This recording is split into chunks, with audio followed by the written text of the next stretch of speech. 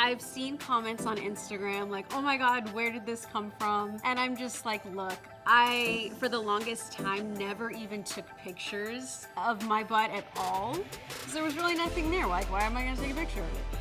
But after that swimsuit shoot, it was like, okay, I feel more comfortable. I'm liking the results, like, why not? Before I started working out and training and making fitness a lifestyle, my mindset was very unhealthy. I had body dysmorphia on 1,000. I still get it from time to time, but it's about controlling the mind at this point and being like, no, you're doing everything you're supposed to be doing to be healthy.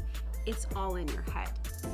But before, it was definitely a problem. I was 102 pounds and thought I was big and thought clothes didn't fit right on me.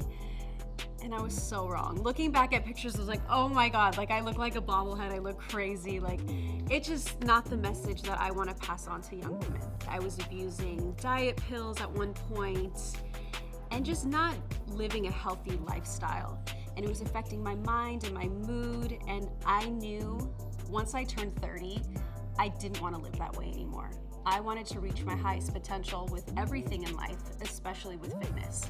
So I put down the diet pills, I called my trainer Tori, we got in the gym and we set goals, and it took a while to reach them. Getting off of the pills wasn't easy. I went to therapy for it. Having to get used to that feeling of not having that fake energy in you that it gives you was definitely a change.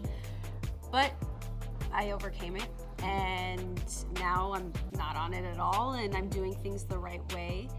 But yeah, it wasn't easy. It was not easy.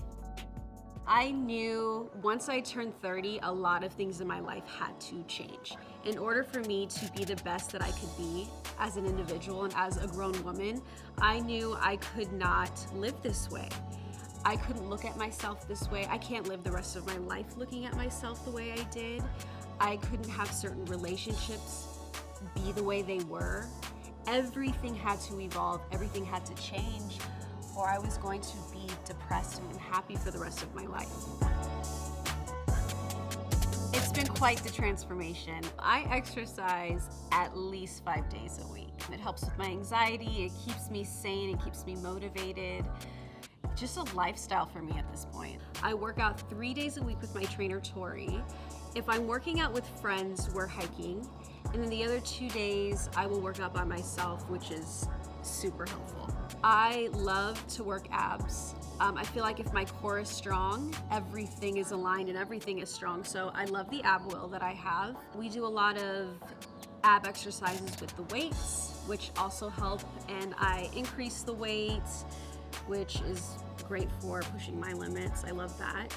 Also, squats. Those are my best friends at this point. But genetically, I'm fortunate. I'm Mexican and Persian, so the foundation was there. It just needed to be worked on. I use the bar for squats. I'll also use the dumbbells for squats.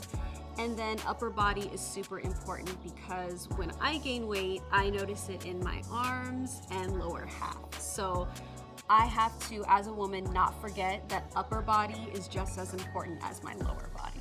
The body, the mind, they're all connected, and at the end of the day, it all requires consistency. So when it came to the wedding, I didn't feel this last minute pressure to step my fitness game up. I just remained consistent.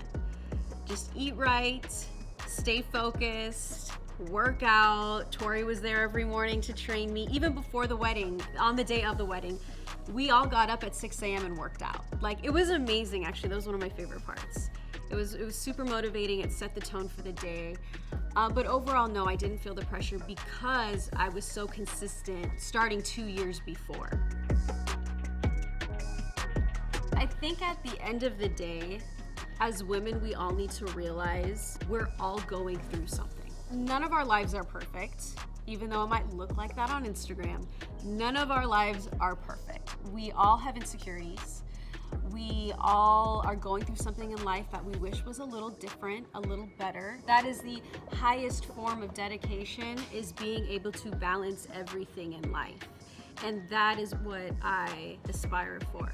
You know, I want a family one day. I have my career. I want to be the best person I can be.